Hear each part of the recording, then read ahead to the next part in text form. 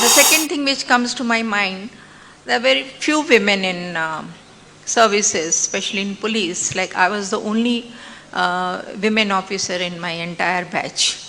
Women who have been selected, how many are there?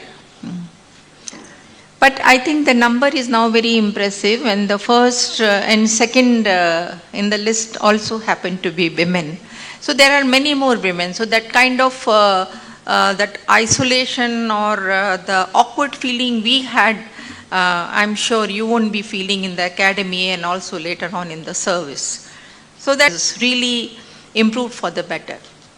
But the complexity of the job, the requirements, the challenges you would be facing are much more than what we faced.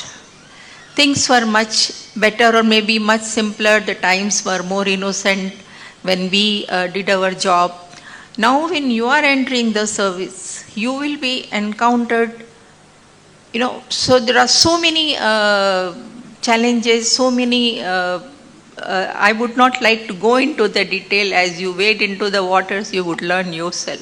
So that is where your acumen, your expertise, your learning, your understanding of the environment would help you.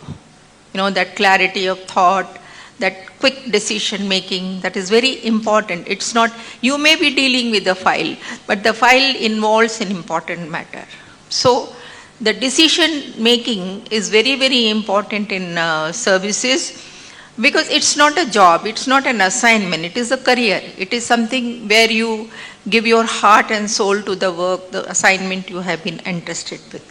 So this is definitely much difficult, because when I see the junior officers, like I had many opportunities to interact with the youngsters in Delhi, and there I found that challenges are there, but they have devised their own unique solutions. They have really very boldly, fearlessly faced these challenges. So this is something which we are sure that the same expectations can be had from you also.